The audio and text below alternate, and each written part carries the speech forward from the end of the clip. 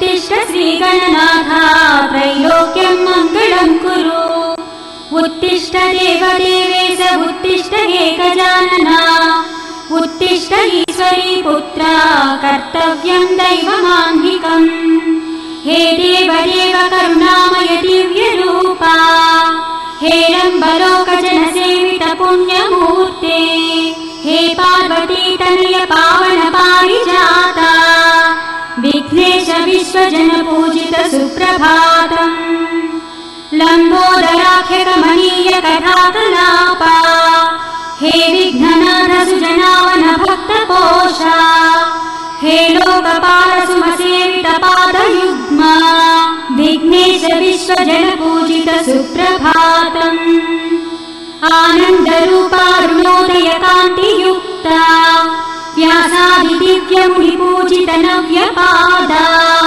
ब्रह्मादिदेव गणवन्दित वेदमूर्ते विघ्नेश विश्वजन पूजित सुप्रभातम् हे सुन्दरास्य गजवक्त्र गणेश स्वामिन् हे भक्त पूज्य गणनाथ चतुर्भुजास्य श्रीचन्दनादि सुमसेवित दिव्य देहा विघ्नेश विश्वजन पूजित सुप्रभातम् बीजा स्वरूप विविधोज्ज्वल कार्य रूपा हे वेद बीज गणनायक गानलोला हे भक्तपाल शरणागत पारिजाता विघ्नेश विश्वजन पूजित सुप्रभातम् हे मामहस्तघनमूषिक वाहनेशा श्रीशूर्पकर्ण निज पाप विनाश हेतो हे वक्रतुण्ड सुर पावन सूर्य तेजा विघ्नेश विश्वजन पूजित सुप्रभातम्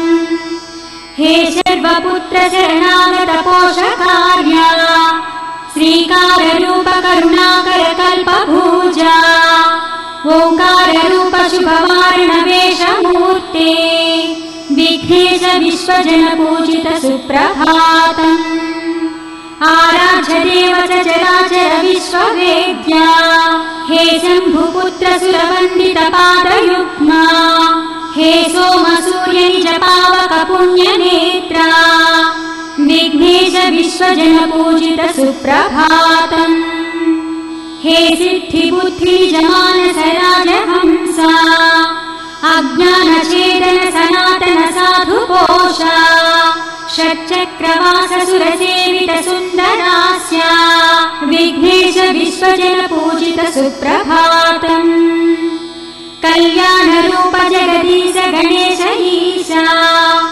कैवल्य रूप रमणीय रमेश पूज्या हे भक्तवन्द्य भवनाश उमेश पुत्रा विघ्नेश विश्वजन पूजित सुप्रभातम् हे सत्त्वदेहयति लोक सुपूज्य मूर्ते हे दिव्य देह महनीय गणाग्रगण्या हे विघ्नराज गणनीय सुरेश ईशा विघ्नेश विश्वजन पूजित सुप्रभातम् दिव्यादिदिव्य नवकोमल कल्पवृक्षा विश्वस्वरूप विभवोन्नत वेदमूर्ते हे एकदन्त भवक्त्र सुभक्त पूज्या विघ्नेश विश्वजन पूजिता सुप्रभातम्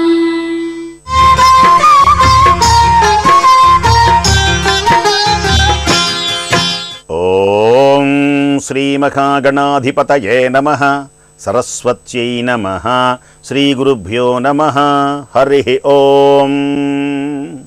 అంబరీషుడు ఏకాదశి ఉపవాసము చేసి ద్వాదశి పారణ చేయడానికి సిద్ధమవుతూ ఉండగా దూర్వాసుడు విచ్చేయటం, ఆలస్యమవటం, జలపానం చేయటం, శాపం పొందటం, ఆగ్రహించి శపించడం జరిగింది. దూర్వాసుడు విష్ణుమూర్తి ప్రయోగించినటువంటి దివ్యమైనటువంటి సుదర్శన ఆయుధం అవక్ర విక్రమ పరాక్రమంతో దుర్వాసుని వెంటపడింది.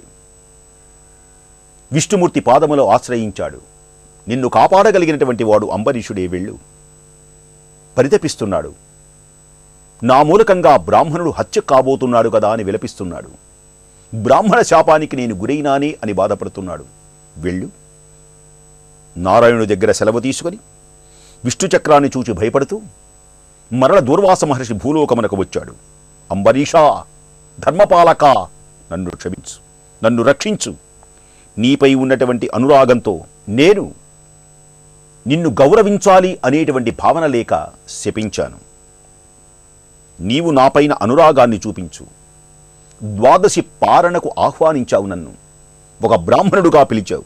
కానీ నేను తొందరపడ్డాను. పుణ్యఫలము నీకు దక్కుతుంది. దుర్బుద్ధి కలిగినటువంటి వాణ్ణైనాను. ఈనాడు ఈ సుదర్శనాయుధం నా వెంట పడుతున్నది. నన్ను నువ్వు రక్షించు. నాకు శరణ్యము నీవే. నీవెంతటి తపశ్శక్తివంతురాలైనా, ఎంతటి నిష్ఠురాలవైనా నీ నిష్కలంకమైనటువంటి భక్తి గొప్పది. నీ భక్తితో నన్ను ఈ విపత్తు నుంచి కాపాడు.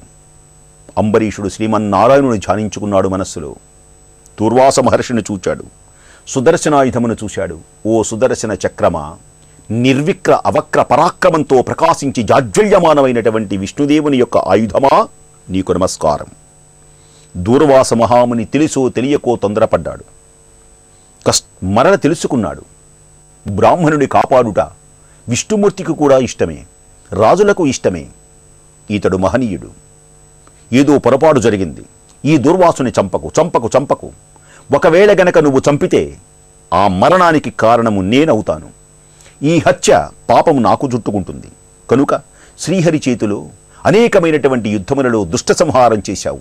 ఈ బ్రాహ్మణుని చంపకు అని అంబరీషుడు సుదర్శనాయుధమును అనేక రకములుగా స్తుతించాడు.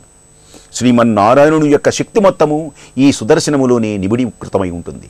సుదర్శన చక్రమును చూచినా, సుదర్శన చక్రమును ఆరాధించినా, సుదర్శన యాగము చేసినా, సుదర్శనము దివ్యమైనటువంటి అనుగ్రహాన్ని పొందటం మానవులకు అత్యంత ప్రాముఖ్యత సంతరించుకుంటుంది. నిన్ను వేడుకుంటున్నాను, శరణు వేడుకుంటున్నాను. ఓ సుదర్శనాయుధమా, ఓ సుదర్శన చక్రమా, నన్ను రక్షించు. నా మాటలు విను. నిప్పులు గక్కుతూ ఉన్నటువంటి దా దివ్యమైనటువంటి విష్ణుదేవుని యొక్క చక్రాయుధం అంబరీషుని యొక్క ప్రార్థనలు విన్నది. భక్తాగ్రగణ్యా అంబరీష అన్నది ఆ ఆయుధం. నీ భక్తిని పరీక్షించడానికి నేను ఈ విధంగా చేశాను.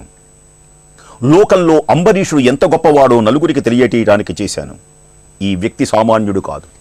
రుద్రచేదంతో జన్మించినటువంటి వ్యక్తి.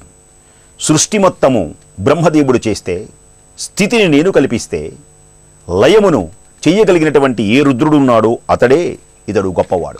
కనుక ఇతని యందు నేను కరుణిస్తున్నాను. చక్రాయుధం పలికింది. ఎప్పుడైతే ఇలా చక్రాయుధం పలికిందో వెంటనే ఈ అంబరీషుని యొక్క కోరికను అనుసరించి చక్రాయుధం అంతర్ధానమైంది. వెంటనే దూర్వాసుడు అంబరీషునికి అనేక రకములుగా స్తుతించాడు. అంబరీషుని ఒక్కసారి కౌగిలించుకున్నాడు. ఆనందం కలిగింది.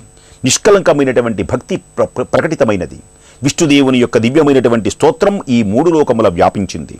కనుక ఎవడైనా సరే పరులను హింసించక, పరధనమును ఆశించక, పరస్త్రీలను చెరపట్టక, గోహత్య, బ్రాహ్మణహత్య మొదలైనటువంటి శిశుహత్య మొదలైనటువంటి పాపముల జోలికి పోకుండా ఎవడైతే ఉంటాడో అతడే నారాయణుని చేరగలిగినటువంటి వ్యక్తి. ఈనాడు బ్రహ్మహత్య అనేటువంటి మహాపాతకము నుండి దాటించాడు. ఆ సుదర్శన చక్రం అనుగ్రహించింది. అంబరీషుని యొక్క భక్తి ఈ లోకమునకు వ్యాప్తి చెందింది. దూర్వాసుడు ఆనంద పారవశ్యం చెందాడు. అట్టి పుణ్యమైన, దివ్యమైన, మనోహరమైనటువంటి స్వామి యొక్క దివ్య చరిత ఈ కార్తీక పురాణములలో చక్కగా వర్ణించబడింది. జనక మహారాజా అంటూ వశిష్ఠుల వారు తెలియచేశారు. ఉమాకాంతాయ కాంతాయ కామితార్థప్రదాయిని శ్రీగిరీశాయ దేవాయ మల్లినాథాయ మంగళం.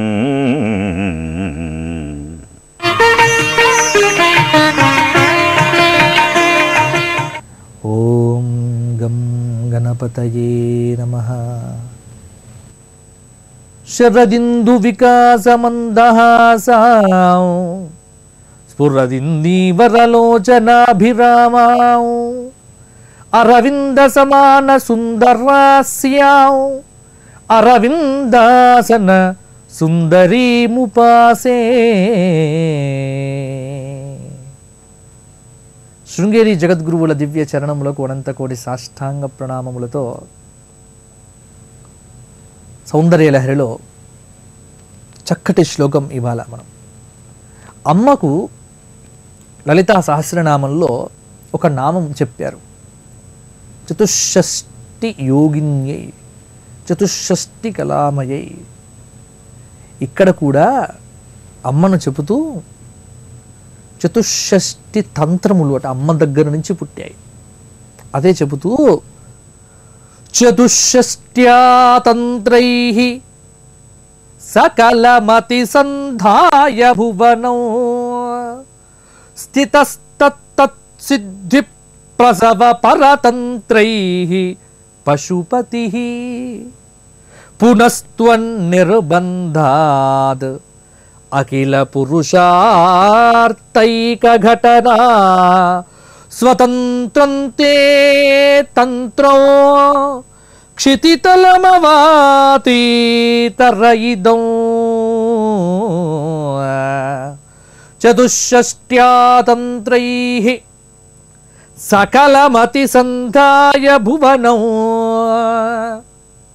స్థితస్సత్తస్థిద్ధి ప్రసవ పరతంత్రైః పశుపతిః పునస్త్వన్నిర్బంధాత్ అఖిల పురుషార్థైక ఘటనా స్వతంత్రం తే తంత్రం క్షితితలమవాతీతరదిదం. సర్వతంత్రస్వరూపే సర్వమంత్రస్వరూపే సర్వయంత్రస్వరూపే సర్వయంత్రాత్మికే సర్వమంత్రాత్మికే సర్వతంత్రాత్మికే. అమ్మకు చాలా పేర్లు ఉన్నాయి. ఇక్కడ శివుడు ఆయా సిద్ధులను సృజించేటువంటి 64 తంత్ర గ్రంథాలు ఈ జగత్తులో కూర్చిపెట్టాట. అయితే సకల పురుషార్థములను ఇచ్చేటువంటి ఈ తంత్రము నీ నిర్బంధం వల్లనే ఇక్కడ భూమిలో ఏర్పడ్డది. కాత్యాయని తంత్రము, చాలా తంత్ర గ్రంథాలు ఉన్నాయి. అగస్త్య తంత్రము, దేవీ తంత్రము, యామలము, రుద్రతంత్రము, తంత్ర గ్రంథాలన్నిట్లలో కూడా అమ్మవారి యొక్క ఆరాధన పద్ధతులు చెప్పబడ్డాయి. కాబట్టి 3 ఉంటుంది దైవారాధనలో ముఖ్యమైనటువంటివి: యంత్రము, తంత్రము, మంత్రము. 3 ఉంటాయి చూడండి. అమ్మను పూజ చెయ్యాలి అంటే 3తో చేయొచ్చు. కింద యంత్రం, ఆ యంత్రానికి శక్తి మంత్రం, ఈ 2 యొక్క కలాపం తంత్రం. ఈ 3తోనే ఒక ఎనర్జీ క్రియేట్ అవుతుంది జగత్తులో. ఒక్కదానికి ఒక్కొక్క ఎనర్జీ ఉంటుంది. మంత్రానికి ఉండే ఎనర్జీ వేరు, తంత్రానికి ఉండే ఎనర్జీ వేరు, యంత్రానికి ఉండే ఎనర్జీ. ఈ 3 ఒక చోట కలిస్తే ఒక మహాశక్తి, పరాశక్తి. కాబట్టి తాంత్రికమైనటువంటి గ్రంథాలు ఏమిటి అంటే వీటి యందు అమ్మ ఆరాధన ఎలా చెయ్యాలో మనకు చూపించారు. శివుడు చాలా తంత్ర గ్రంథాలను చెప్పినట్టుగానే మనకు శాస్త్రాదుల్లో వచించడం జరిగింది. కాబట్టి అమ్మా, ఈ సమస్తమైనటువంటి శివుడికి సంబంధమైనటువంటి ఏవైతే తాంత్రికమైనటువంటి గ్రంథాలు ఉన్నాయో అమ్మా, చతుషష్ట్యా తంత్రైః సకలమతి సంధాయ భువనం స్థితః తత్సిద్ధి ప్రసవ పరతంత్రైః పశుపతిః పునస్త్వన్నిర్బంధాద్ అఖిల పురుషార్థైక ఘటనా స్వతంత్రం తే తంత్రం క్షితితలమవాతీతరదిదం. ఇవన్నీ జగత్తులోకి వచ్చాయి అంటే అది నీ నిర్బంధం వల్లనే అని తాంత్రికమైన గ్రంథ ప్రభావాన్ని, వాటి యొక్క విశేషాలను ఈ శ్లోకంలో చూపించాడు. కాబట్టి ఈ శ్లోక పారాయణం వల్ల, ఈ శ్లోక పఠనం వల్ల విశేషమైన తల్లి యొక్క అనుగ్రహం కలుగుతుంది అని మనకు శాస్త్రాదులు చెబుతూ ఉన్నాయి. కాబట్టి అమ్మ యొక్క అనుగ్రహాన్ని సంపూర్ణంగా పొందటానికి ఈ శ్లోకం చాలా శక్తినిస్తుంది. ఈ శ్లోక పారాయణం చేసి అమ్మ యొక్క అనుగ్రహం పొందండి. సర్వం శ్రీమాతృ దివ్య చరణారవిందార్పణమస్తు. లోకా సమస్తా సుఖినో భవంతు.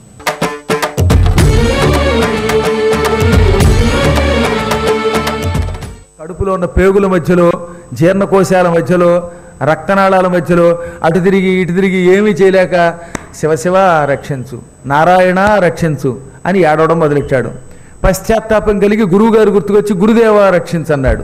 అదృశ్య రూపంలో ఉన్న గురువుగారు వెంటనే ఏం చేశాడు, పరుగు పరుగునొచ్చి, దేవతలారా, ఈ ఇంద్రుడు నన్ను అవమానపరిచిన నా శిష్యుడు ఆపత్కాలంలో గురుదేవ అని గురువుగారిని పిలిచాడు.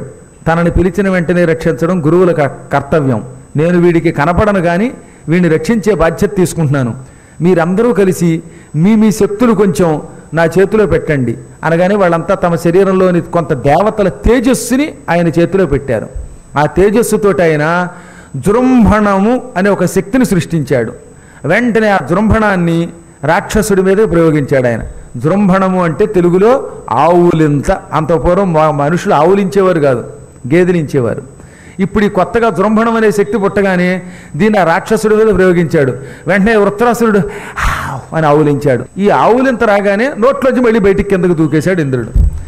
ఇంద్రుణ్ణి రక్షించడం కోసం ఈ ఆవులింత అనే శక్తిని దేవతలు బృహస్పతి ద్వారా సృష్టించారు.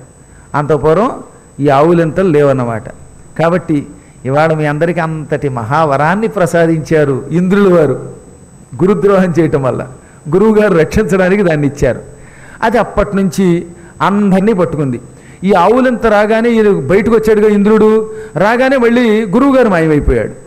ఇప్పుడు ఈ ఆవులంతా ఇంద్రుడిని పట్టుకోవడానికి రావడం మొదలెట్టింది. రాక్షసుడితో పాటు ఇంద్రుడు కూడా పట్టుకుంటే ఇంద్రుడు వణికిపోయి, ఆవులింత గురువుగారు ఈ రాక్షసుని పట్టుకుని తద్వారా నన్ను రక్షించడానికి సృష్టించారు కానీ దేవతల్ని పట్టుకోకూడదు సుమా, వెంటనే నువ్వు వెనక్కి వెళ్ళన్నాడు. నేను ఎవరినో ఒకరిని పట్టుకోకపోతే నాకు కుదరదండి, నేను ఎవరినో ఒకరిని పట్టుకోకపోతే నేను బతకలేనండి అంది. అయితే వెళ్ళు, భూలోకంలో మానవులను ఉంటారు, వాళ్ళని పట్టుకో.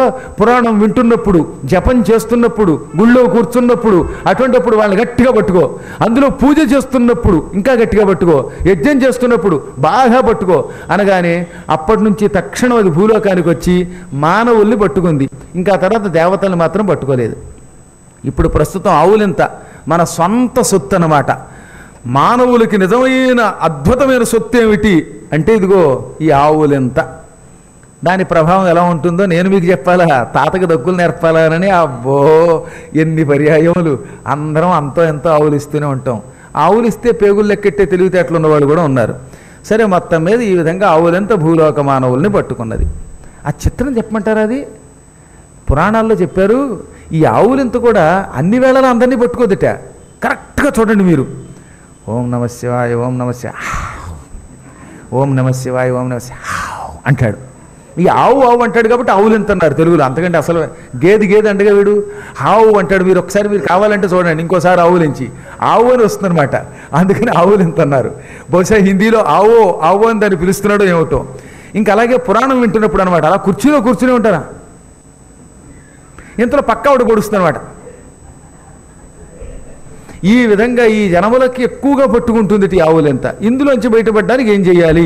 మహామాయాశక్తిని ఒక్కసారి అలా విదిలించి ఓం నమ శివాయ అని గట్టిగా అంటే మళ్ళీ అది వదులుతూ ఉంటుందన్నమాట. మళ్ళీ పట్టుకుంటున్నప్పుడు ఏదో రకంగా దాన్ని అలా చేయిస్తూ ఉండడమే, సంపూర్ణంగా వదలదు అది. ఈ మానవ శరీరం ఉన్నంతకాలం జృంభణం, నిద్ర, క్షుత్తు, పిపాస, మైథునం ఇటువంటివన్నీ మానవుణ్ణి యావజ్జీవితం పట్టుకుంటాయి. ఇవి ఎప్పుడు వదులుతాయంటే ఒక్కసారి వదులుతాయి. ఆ వదిలే స్థితి గోకర్ణం లాంటి క్షేత్రంలో పరమేశ్వరుడి కథ వింటూ వదిలితే మరి యోగం అనుకోండి. తక్కిన వేళల్లో కాకుండా పవిత్ర కార్యక్రమములతో భగవన్ నామస్మరణ పూర్వకంగా మన శరీరాన్ని విడిచిపెట్టి కైవల్యాన్ని పొందాలి అని అందుకని జనం కోరతారు. ఇప్పుడు ఈ ఆవులింతను వదిలిపెట్టి ఇంద్రుడు వణికిపోయాడు. ఈ వృత్రాసురుడు మళ్ళీ మీదకు వస్తున్నాడు. వెంటనే తండ్రి బ్రహ్మదేవ కాపాడన్నాడు. బ్రహ్మదేవుడు ప్రత్యక్షమై, నాయన వృత్రాసుర, నువ్వు మహావీరుడివి, జ్ఞానివి, తొందరపడి ఈ ఇంద్రుని మింగకు అనగా మా నాన్నగారు వీడిని మింగమన్నాడండి అన్నాడు ఆయన. మీ నాన్నగారికి నేను నచ్చ చెబుతాను, బ్రహ్మ మాట ఆయన కాదనడు, వాడు నా మానసపుత్రుడు, ప్రజాపతి తొష్ట అంటే మాటలు కాదు, బ్రహ్మగారి మానసపుత్రుడు తొష్ట అంటే. అందుకని వాడి సంగతి నేను చూసుకుంటాను, నువ్వు నాకు మనవడివి, నా కొడుకువి. ఈ ఇంద్రుడు కూడా నా కుమారుడు మరీచి కొడుకు కశ్యపుడు కొడుకు వీడు మనవడవుతాడు. నువ్వు వీడు ముని మనవడు, నువ్వు మనవడివి, మీలో వీరు కొట్లాడుకోవడం ఎందుకు, మీ ఇద్దరు ఈ రోజు నుంచి స్నేహంగా ఉండండి అన్నాడు. బ్రహ్మదేవుడు చెప్పాక కాదనకూడదు కదా. కానీ ఇతనికి అనుమానం వచ్చింది. ఇంద్రుడు మోసగట్టండి, మా అన్నగారిని చంపాడన్నాడు మా నాన్నగారు, రేపు పొద్దున్న స్నేహం చేశాక నన్ను కూడా చంపకుండా ఉంటాడా, కాబట్టి మీరు ఇతని చేత కొన్ని ఒట్లు పెట్టిస్తే అప్పుడు నేను వీడితో స్నేహం చేస్తానన్నాడు. ఏమిటి అన్నాడు ఆయన. ఇతడు నన్ను వెనక నుంచి చంపకూడదు, పక్కల నుంచి చంపకూడదు, నిద్రపోతున్నప్పుడు చంపకూడదు, నాతో స్నేహంగా ఉండాలి, ఒంటరిగా ఉన్నప్పుడు అసలు చంపకూడదు, ఎప్పటికప్పుడు నా మీద కుట్రలు పన్నకూడదు, ఇవన్నీ చేస్తానంటే ఇతనితో స్నేహం చేస్తాను అనగానే ఇంద్రుడి చేతిలో చేసి, మిత్రమా, ఈ రోజు నుంచి మన ఇద్దరం మిత్రులం శత్రువులం కాదు, నిన్ను వెనక నుంచి పక్క నుంచి చంపను, అర్ధరాత్రి చంపను, వెనక నుంచే కాకుండా రహస్యంగా మోసంతో అసలు చంపను అని మాటిచ్చాడు. అయినా నీతో స్నేహం చేయాలంటే ఇంకా కొన్ని వరాలు కావాలని బ్రహ్మగారిని, బ్రహ్మదేవ నువ్వు కూడా వరాలి అన్నాడు. ఏం కావాలో కోరుకోమన్నాడు ఈయన. నన్ను పగలు చంపకూడదు, రాత్రి ఎవరు చంపకూడదు, తడి వస్తువుతో చంపకూడదు, పొడి వస్తువుతో చంపకూడదు, ఆయుధాలతో చావకూడదు అనగానే తథాస్తు అన్నాడు ఆయన. దాంతో ఇద్దరు స్నేహం చేసుకున్నారు. ఇంద్రుడు లోపల ఎన్నున్నా పైకి కనబడకుండా, కొంతమంది భలే అండి లోపల ఉన్న కుళ్ళు కుతంత్రాలు కనపడకుండా ఎంత ఆప్యాయత నటిస్తారో, ఎదురుగుండా లోపలేమో అంతం చూడాలనుకుంటున్నా, పైకి మాత్రం అయ్యి బాబు మీతో స్నేహం నా అదృష్టం అండి అని నటిస్తారన్నమాట. వాళ్ళు నట సార్వభౌములు అంటే అసలు. కానీ మనకి తెలియదు పాప అమాయకులం. అలాగ ఇంద్రుడు లోపలేమో ఈతన్ని ఎలా చంపాలా అనుకుంటూ పైకి మాత్రం స్నేహం నటించాడు. కొంతకాలం ఇద్దరు స్నేహంగా ఉన్నారు. కానీ లోపల ఇతడికి ఏమిటి బాధ, నా సింహాసనంలో ఇద్దరం చెరిసగం కూర్చుంటున్నాం, ఒక సింహాసనం మీద ఒకడే రాజుగా ఉండాలి, ఇతడు స్వర్గ సింహాసనాన్ని ఆక్రమించాడు, ఎప్పటికీ పీడ బయటకు వస్తుంది, ఎప్పుడు వీడు నశిస్తాడు, వీడిని చంపడం ఎలాగా అని రంధ్రాన్వేషణ చేయడం మొదలెట్టాడు. అసలు వాడి పేరే పురంధరుడు, అందుకని రంధ్రాన్వేషణ చేయడం మొదలెట్టాడు. ఇప్పుడు ఇలా వీడు అన్వేషణ చేస్తూ ఉండగా ఒక కొద్ది రోజులు గడిచాయి. ఎందుకో త్వష్ట ప్రజాపతికి అనుమానమే ఇంద్రుడంటే, కుమారా నువ్వు మంచి వీరుడివి, ఇంద్రుడిని జయించావు, బ్రహ్మ మాట కాదనలేక స్నేహం చేసుకున్నావు, ఋషులందరి చేత ప్రమాణాలు చేయించావు, అయినా ఇంద్రుడిని ఒక కంట కనిపెట్టు, నమ్మడానికి వీల్లేదు, రహస్యంగా కొంప ముంచుతాడు, గురువు గారిని అవమానించాడు, ఇంకో గురువు గారిని చంపాడు, నువ్వు లెక్క అనగానే లేదండి నాన్నగారు నేను జాగ్రత్తగానే ఉంటాను, అయినా ఇంద్రుడు మారిపోయాడండి మంచివాడండి అన్నట్ట చెప్పాగా పోయే కాలం. ఇలా ఉండగా ఒక రోజున పాలసముద్ర తీరంలో వృత్రాసురుడు ఒంటరిగా షికారికి బయలుదేరాడు. మిత్రమా ఇంద్ర, ఇద్దరం కలిసి వాక్యాలికి ఆడదాం, సాయం సంధ్యా సమయంలో సముద్ర తీరంలో తిరిగితే ఎంత బాగుంటుందో, బీచ్కి రీచ్ అవుదాం అన్నాడు. ఇద్దరూ కలిసి బయలుదేరారు. వృత్రాసురుడు చేతులు ఇలా కట్టుకుని ఆనందంగా సముద్రంలో ఉన్న కెరటాలను చూసుకుంటూ ముందుకు పోతున్నాడు. వెనకాలే వస్తున్నాడు ఇంద్రుడు. అది పగలు కాదు, రాత్రి కాదు, సంధ్యా సమయం. అంటే పగలు రాత్రి చావడుగా. వీడిని చంపడానికి ఎదురు చూస్తున్న ఇంద్రుడికి వెంటనే పార్వతీదేవి గుర్తుకొచ్చింది. పార్వతీదేవి శాపం వీడికి ఉందని తెలుసుగా. అందుకని అమ్మా పార్వతీమాత, పగలు రాత్రి చావడు గనక ఇది సంధ్యా సమయం, సంధ్యలో చంపే భాగ్యం ఇయ్యి. ఈతడు తడి వల్ల పొడి వల్ల చావడు, తడి పొడి కాని ఆయుధం ఏది, ఆయుధాలతో వీడు చావడు గనక అనగానే పార్వతీదేవి అలా సైగ చేసింది. అంటే సముద్రపు నురుగా, సముద్రం కెరటాల్లోంచి నొరగ పైకి వస్తుంది చూసారా, ఈ నొరగ తడి అంటే తడి కాదు, పొడి అంటే పొడి కాదు, తడి పొడి కానిది అదే. అందుకని నీ వజ్రాయుధాన్ని అందులో ముంచు, నేను అందులో చేరతాను, నాతో పాటు విష్ణువు అందులో చేరతాడు, శివుడు చేరతాడు, బ్రహ్మ చేరతాడు, మేము త్రిమూర్తులం త్రిమాతలం అందులో చేరతాం, నువ్వు వాడిని వెనక నుంచి దెబ్బ కొట్టేయి, వాడు ముందు నుంచి వెనక నుంచి చంపకూడదన్నాడు కదా అనే భావం విడిచిపెట్టేసి ఇంద్రుడు ఏం చేశాడు, ఆ సముద్రపు నరుగులో వజ్రాయుధాన్ని ముంచి ఒక్కసారి మెడ మీద ఒక్క దెబ్బ పటక్కలు కొట్టాడు. కొండలాగా కుప్పకూలిపోయి చచ్చిపోయాడు వెంటనే వృత్రాసురుడు. చావగానే వాడి శరీరం పోయింది. ఆ క్షణమే వాడు చిత్రకేతు అనే విద్యాధరుడిగా మారిపోయి మళ్ళీ తిరిగి విద్యాధరలోకానికి వెళ్ళిపోయాడు. వాడు శాప విముక్తి పొందాడు గోకర్ణ క్షేత్రంలో శివలింగాన్ని ఇసుకలింగాన్ని పూజించడం వల్ల. కానీ మిత్రద్రోహం, భయంకరమైన ప్రమాణములు చేసి ఆ ప్రమాణములను తప్పాడు కదా, దాంతో మళ్ళీ గురుద్రోహము, గురుహత్య, బ్రహ్మహత్య, మిత్రద్రోహం, పంచభూతాల సాక్షిగా చేసిన ప్రమాణాలు తప్పడం, ఈ పాపాలన్నీ ఒక్కసారి ఇంద్రుడిని పట్టాయి. పాత పాపాలకి 1000 రెట్లు పాపం వచ్చింది. అందులో వెనక నుంచి చంపనని మాట ఇచ్చి చంపితే ఇక ఆ పాపంట 1,000,000 పాపాలని శరీరానికి అంటగడుతుంది. ఈ పాపాలతో వాడి శరీరం ఇంతకు పూర్వం కంటే నల్లగా అయిపోయింది. ఇంకీసారి తట్టుకోలేక అలా వణికిపోయి బాబోయ్ బాబోయ్ అని పిచ్చెక్కినట్టు అయిపోయి నిషధ పర్వతానికి వెళ్ళి తామరతూడులో అక్కడున్న సరోవరంలో దాక్కున్నాడు. ఇంద్రుడు మాయమైపోయాడు. ఇంద్రుడు ఏమయ్యాడో తెలియదు. సింహాసనం ఖాళీగా ఉంది. అప్పుడు దేవతలంతా కలిసి భూలోకానికి వచ్చి నహుషుడు అని ఒక చక్రవర్తి ఉన్నాడు. ఆయన 99 అశ్వమేధయాగాలు చేశాడు. ఇంకొక అశ్వమేధయాగం చేస్తే 100 అశ్వమేధయాగాలు అయ్యేవి. 100 అశ్వమేధ యాగములు చేసిన వాడు ఇంద్ర పదవికి అర్హుడవుతాడు. కానీ వీడికి ఒక యాగం తక్కువగా ఉన్నా దేవతల దగ్గరకు వచ్చి, అయ్యా మా ఇంద్రుడు గారు వెళ్ళిపోయారండి, ఎవడో ఒకడు ఇన్ఛార్జ్ అంటూ ఉండాలి, లేకపోతే కష్టం అండి, లాంగ్ లీవ్ పెట్టేసిపోయాడు, అయినా వస్తాడో లేదో తెలియదు, అది రాజీనామాయో ఇంకో నామాయో తెలియదు, మాకు అపనామం రాకుండా మీరు సింహాసనం మీద కూర్చుని మమ్మల్ని పరిపాలించండి అన్నారు నహుషుణ్ణి. నహుషుడంటే యయాతి మహారాజు గారి తండ్రి, యదు మహారాజు గారికి తాతగారు, ఆయన పురూరవ చక్రవర్తి కొడుకు.